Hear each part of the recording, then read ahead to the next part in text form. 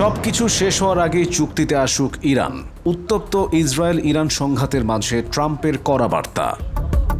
ইসরায়েলের ভয়াবহ বিমান হামলায় ইরানের সামরিক অবকাঠামো গুঁড়িয়ে যাওয়ার পর যখন মধ্যপ্রাচ্যে উত্তেজনা চরমে, তখন মার্কিন প্রেসিডেন্ট ডোনাল্ড ট্রাম্প হুঁশিয়ারি দিয়ে বলছেন, এখনও সময় আছে হত্যাযজ্ঞ থামানোর।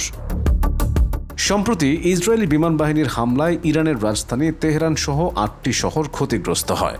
শুক্রবার ভোররাতে চালানো ইসরায়েলি হামলায় অন্তত ৭৮ জন নিহত এবং প্রায় ৩০০ জন আহত হন। নিহতদের মধ্যে ইরানের সেনাপ্রধান মোহাম্মদ বাঘেরি সহ সামরিক বাহিনীর কয়েকজন শীর্ষ কর্মকর্তা রয়েছেন।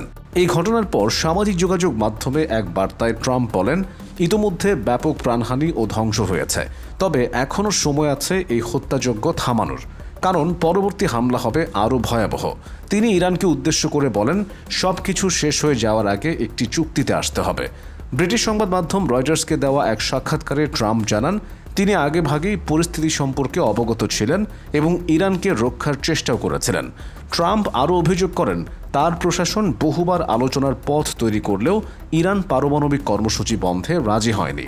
অন্যদিকে ওয়াশিংটনকে অভিযুক্ত করে ইরানের পররাষ্ট্র মন্ত্রণালয়ের মুখপাত্র ইসমাইল বাঘি বলেন, যুক্তরাষ্ট্রের সম্মতি ছাড়া ইসরায়েলের এই হামলা সম্ভব হতো না।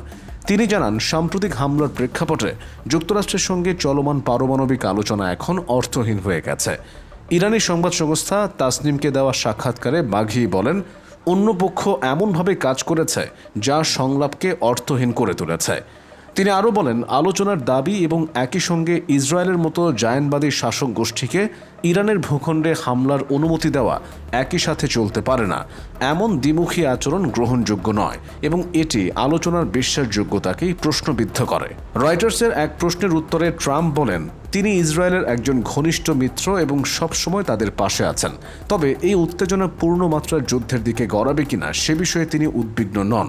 তবে ইসরায়েলি হামলার পাল্টা জবাবে ১৩ জুন শুক্রবার অপারেশন ট্রু প্রমিস ৩ নামে সামরিক অভিযান চালিয়েছে ইরান। এতে ইসরায়েলের একজন নিহত এবং অন্তত ৬০ জন আহত হন। আহতদের মধ্যে ২ জনের অবস্থা আশঙ্কাজনক। মিনথাল আহমেদ মাসুম, খবরবাজ।